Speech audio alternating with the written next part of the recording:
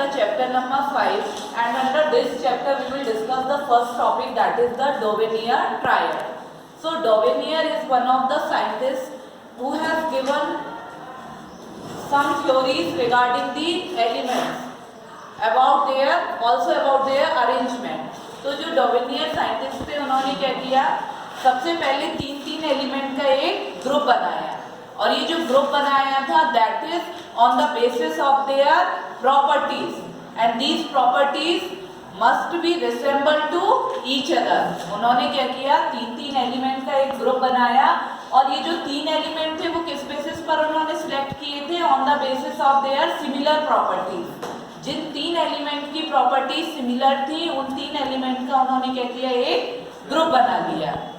फिर ग्रुप बनाने के बाद उन्होंने क्या किया कि उन एलिमेंट्स को on the basis of their atomic mass, increasing order of their atomic mass, उसके बेसिस पे उन्होंने क्या किया, उन एलिमेंट्स को अरेंज किया. ठीक है, here we have taken one example of lithium, sodium and potassium. ठीक है, all these three elements having the same kind of properties. इन तीनों एलिमेंट की प्रॉपर्टीज कैसी हैं, सिमिलर है. फिर इन तीनों एलिमेंट को उन्होंने क्या किया, on the basis of their increasing order of atomic masses. यहाँ पे देखिए, लिथियम की जो एटॉमिक मास होती है that is least, mean 6.9.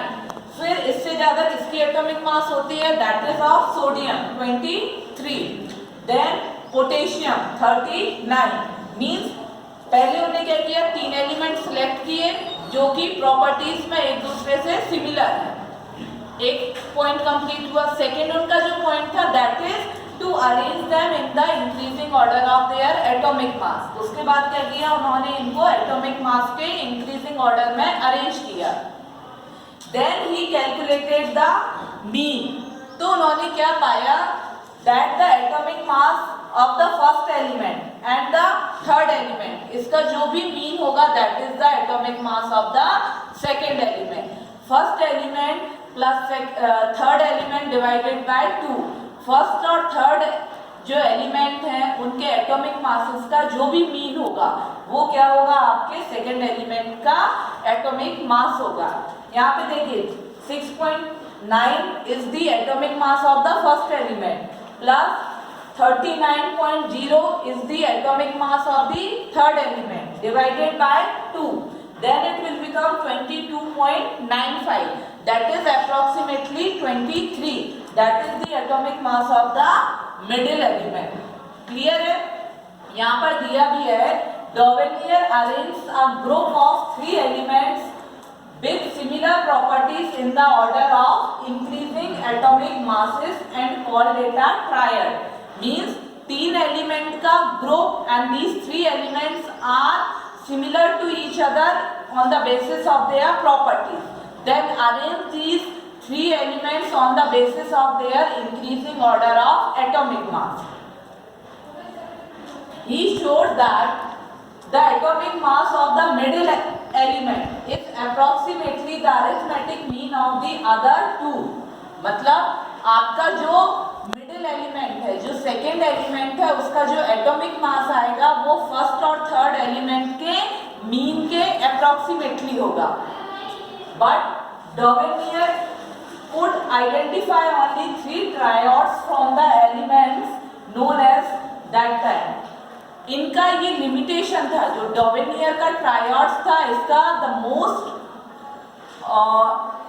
Means we can say The only one limitation is that कि उस समय जितने भी एलिमेंट्स नोन थे, ठीक है, उन एलिमेंट्स में केवल वो 3 ही ट्रायड बना पाए थे.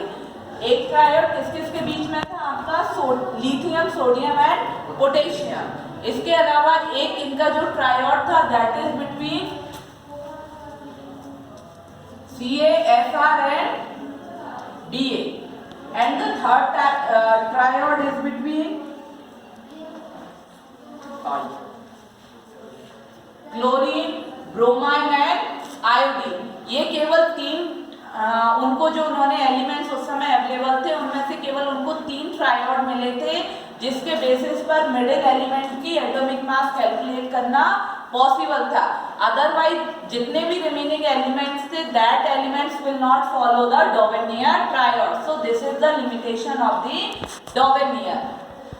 Simple words we can say the limitation of the Dovenier triad is that at that time only 3 triods he found on which he will apply this rule, and rest of the elements will not obey this rule. So this is all about the Dovenier triad. Maybe this topic is clear to everyone. If there is any doubt, so please ask it. I will just provide you a better solution of it.